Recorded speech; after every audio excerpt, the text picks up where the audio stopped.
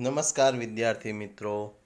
ધોરણ 9ના સંસ્કૃત વિષયની અંદર આજે આપણે 20મું ચેપ્ટર ભણવા જઈ રહ્યા છીએ. 20મું ચેપ્ટર છે સંસ્કૃત ભાષાયાઃ વૈશિષ્ટ્યમ, એટલે કે સંસ્કૃત ભાષાની વિશેષતાઓ.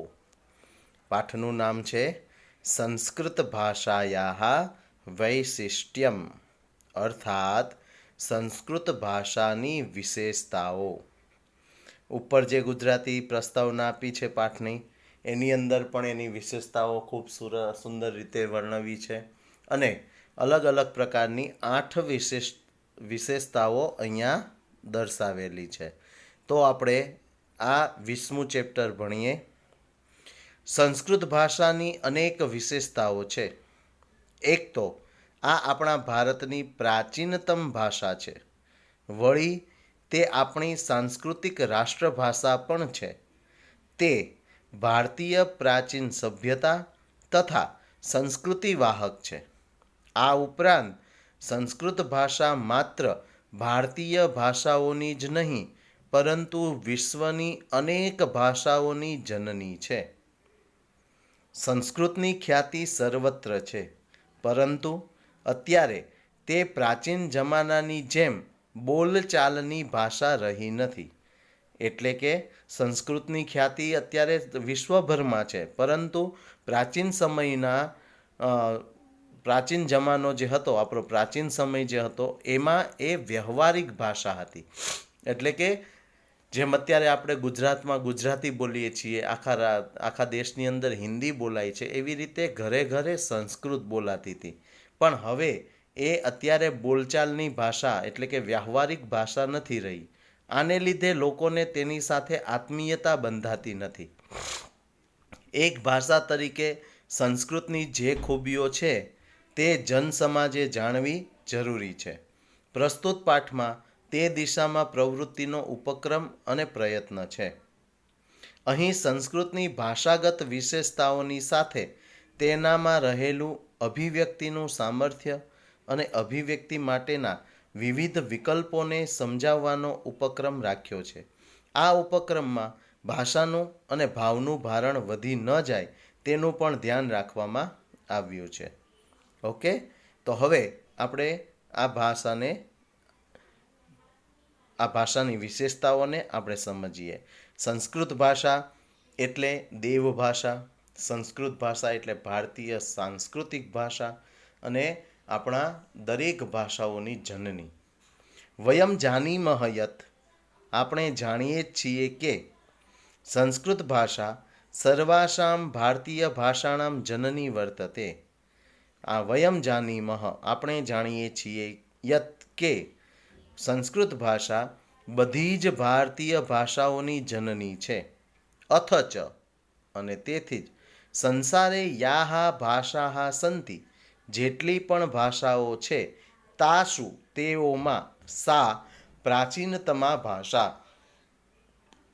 તે સૌથી પ્રાચીન ભાષા છે. અસ્યાઃ ભાષાયાઃ અનેકવિધમ વૈશિષ્ટ્યમ અસ્તિ, આ ભાષાની અનેક પ્રકારની વિશેષતાઓ છે. અત્ર ઉદાહરણ રૂપેણ કિંચિત વૈશિષ્ટ્યમ પ્રદર્શયામઃ, અહીંયા માત્ર ઉદાહરણ માટે અમુક જ ઉદાહરણો એટલે કે કેટલીક વિશેષતાઓ અહીંયા દર્શાવવામાં આવી છે, તે આપણે જોઈએ.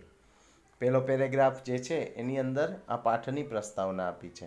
હવે વાત કરીએ પ્રથમમ વૈશિષ્ટ્યમ, એટલે કે પહેલી વિશેષતા. સંસ્કૃત ભાષાની પહેલી વિશેષતા શું છે?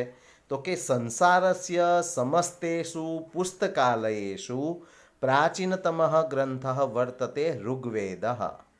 સંસારની બધી જ લાઇબ્રેરીઓમાં પ્રાચીન સૌથી જૂનો કોઈ ગ્રંથ હોય તો તે છે ઋગ્વેદ. અયમપી સંસ્કૃત ભાષાયાઃ એવ ગ્રંથઃ, અને આ પણ સંસ્કૃત ભાષાનો જ ગ્રંથ છે. એવમ, અને તેથી સંસારસ્ય પ્રથમમ પુસ્તકમ અપી સંસ્કૃતસ્યૈવ વર્તતે ન તુ કસ્યાચિત અન્યસ્યાઃ ભાષાયાઃ. અને આથી સંસારનું પહેલું પુસ્તક સંસ્કૃત ભાષામાં જ છે, નહીં કે અન્ય કોઈ પણ બીજી ભાષામાં. એટલે પ્રાચીન વિશ્વનું સૌથી પહેલું પુસ્તક ઋગ્વેદ ગણાય છે અને એ ઋગ્વેદ એ સંસ્કૃત ભાષામાં છે અને તેથી જ એવું કહેવાય કે ભાઈ આ એક આપણી સંસ્કૃત ભાષાની વિશેષતા છે કે વિશ્વનું સૌથી પહેલું પુસ્તક સંસ્કૃતમાં લખાયેલું છે. આ એની પહેલી વિશેષતા. હવે આપણે જોઈએ દ્વિતીયમ વૈશિષ્ટ્યમ, બીજી વિશેષતા. સંસ્કૃત ભાષાયાઃ યા વર્ણમાલા અસ્તિ, જે વર્ણમાલા છે એટલે કે કક્કો છે, તત્ર યહ વર્ણક્રમઃ નિર્ધારિતઃ વર્તતે, ત્યાં જે વર્ણક્રમ નિર્ધારિત કરેલો છે, સહ વૈજ્ઞાનિક તાર્કિક ચ અસ્તિ, અને તે વૈજ્ઞાનિક અને તાર્કિક છે. પ્રકૃતિતઃ સર્વેભ્યઃ માનવેભ્યઃ, પ્રકૃતિ દ્વારા, કુદરત દ્વારા દરેક મનુષ્યને યત ઉચ્ચારણ તંત્રમ પ્રાપ્તમ અસ્તિ, જે ઉચ્ચારણ તંત્ર પ્રાપ્ત થયું છે, તસ્ય અનુસરણમ કૃત્વા, અને તેનું અનુસરણ કરીને અત્ર વર્ણમાલાયામ વર્ણાનામ ક્રમઃ નિર્ધારિતો વર્તતે, અહીંયા જે આપણને કુદરત દ્વારા જે સ્વર પેટી મળેલી છે ગળામાં, તેનું અનુસરણ કરી અને વર્ણમાલાનો વર્ણક્રમ નિર્ધારિત કરવામાં આવેલો છે. ઉચ્ચારણ તંત્રસ્ય અનુસારમ, ઉચ્ચારણ તંત્ર સ્વર પેટીની અનુસાર અકાર ઉચ્ચારણમ પ્રથમમ ભવતી, અનો ઉચ્ચારણ પહેલા થાય છે, અતઃ માટે વર્ણમાલાયામ અકારઃ પ્રથમઃ વર્તતે, અને તેથી જ વર્ણમાલામાં પણ અકાર પહેલો છે. એવમેવ, અને આવી જ રીતે વ્યંજન વર્ણેષુ, વ્યંજનોમાં પણ કકારસ્ય ક્રમઃ પૂર્વમ ચકારસ્ય ચ ક્રમઃ પશ્ચાત વર્તતે, તસ્યાપી કારણમ ઇદમેવ, અને વ્યંજનની અંદર પણ કકારનો ક્રમ પહેલાં અને ચકારનો ક્રમ પછી રાખવામાં જે આવ્યો છે તેનું પણ કારણ આ જ છે. અન્યાસુ ભાષાસુ યાહ વર્ણમાલાઃ સંતિ, અન્ય ભાષાઓમાં જે વર્ણ વ્યવસ્થા છે, તત્ર ત્યાં એતાદૃશઃ તાર્કિક વૈજ્ઞાનિકશ્ચ ક્રમઃ ન મિલતિ, અને ત્યાં આવો તાર્કિક અને વૈજ્ઞાનિક ક્રમ જોવા મળતો નથી. એટલે કે આપણો જે વર્ણમાલા છે કક્કો, સંસ્કૃતનો જે કક્કો છે, ક વર્ગ, ચ વર્ગ, ત વર્ગ, પ વર્ગ, એ રીતે ટ વર્ગ, તો એ બધા વર્ગ દ્વારા જે વર્ણ વ્યવસ્થા કરેલી છે તે વૈજ્ઞાનિક અને તાર્કિક છે. બીજી કોઈ ભાષામાં આવી રીતનો વૈજ્ઞાનિક કક્કો જોવા મળશે નહીં. તૃતીયમ વૈશિષ્ટ્યમ, ત્રીજી વિશેષતા, તો કે આચાર્યેણ પાણિનિના વિરચિતમ અષ્ટાધ્યાયી નામના પ્રસિદ્ધમ સંસ્કૃત વ્યાકરણમ માનવ મસ્તિકસ્ય સર્વોત્તમા કૃતિ વર્તતે, એતાદૃશમ વ્યાકરણમ અન્યત્ર ન ઉપલભ્યતે. ત્રીજી વિશેષતા એ છે સંસ્કૃત ભાષાની કે આચાર્ય પાણિનિ દ્વારા અષ્ટાધ્યાયી નામનો જે સંસ્કૃત વ્યાકરણ રચવામાં આવ્યું છે તે મનુષ્યના મસ્તકની સર્વોત્તમ કૃતિ, કોઈ માનવ દ્વારા રચવામાં આવેલી અત્યાર સુધીની સર્વોત્તમ કૃતિ એટલે કે ગ્રંથ માનવામાં આવે છે. આવું વ્યાકરણ અન્ય ક્યાંય પણ જોવા મળશે નહીં.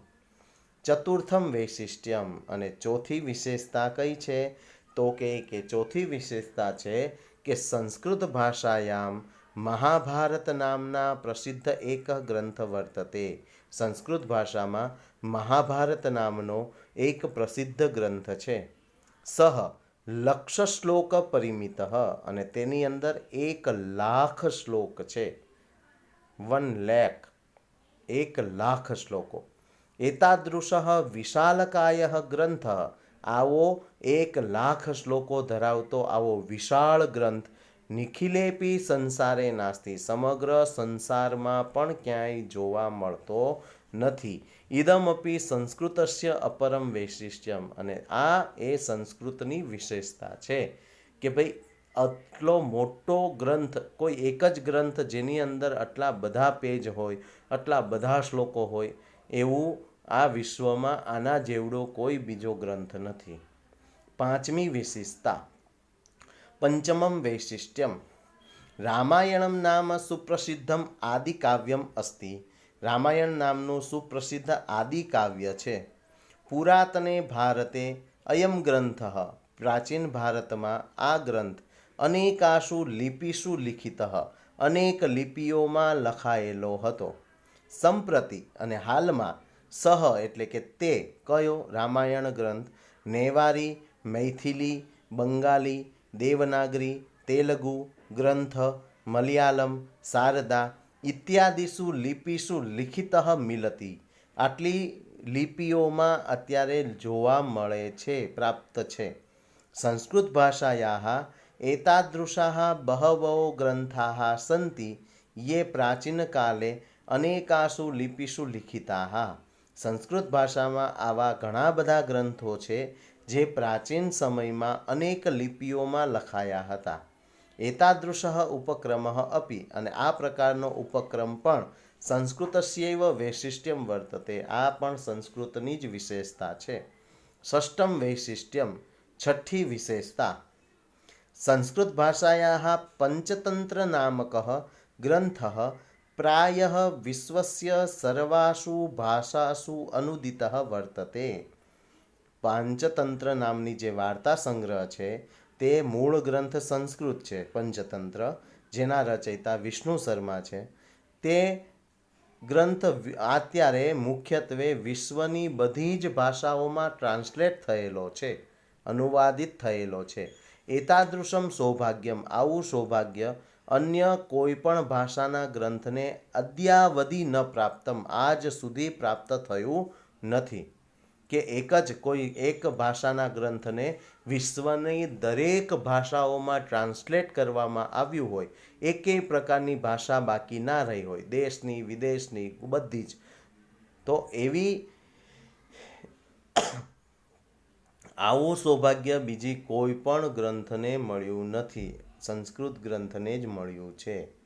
હવે અહીંયા જુઓ તમે, આ ફોટો જે છે એની અંદર શારદા લિપિ, પછી બંગાળી લિપિ, ગ્રંથ લિપિ અને નંદી નાગરી લિપિ, આ ત્રણ લિપિઓમાં રામાયણ લખેલું છે.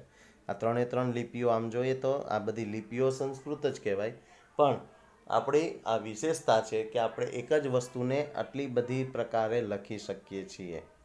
ઓકે, પછી હવે આવ્યું સપ્તમમ વૈશિષ્ટ્યમ, સાતમી વિશેષતા.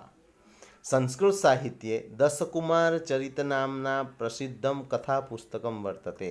સંસ્કૃત સાહિત્યમાં દશકુમાર ચરિતમ નામનું એક પ્રસિદ્ધ કથા વાર્તાઓનું પુસ્તક છે. તસ્ય સપ્તમે ઉચ્છ્વાસે, તેના સાતમા ઉચ્છ્વાસની અંદર એટલે કે આ ગ્રંથના સાતમા વિભાગમાં એક પાત્ર, કોઈ એક વ્યક્તિ પવર્ગ પ્રયોગરહિતાની વાક્યાની વદતી.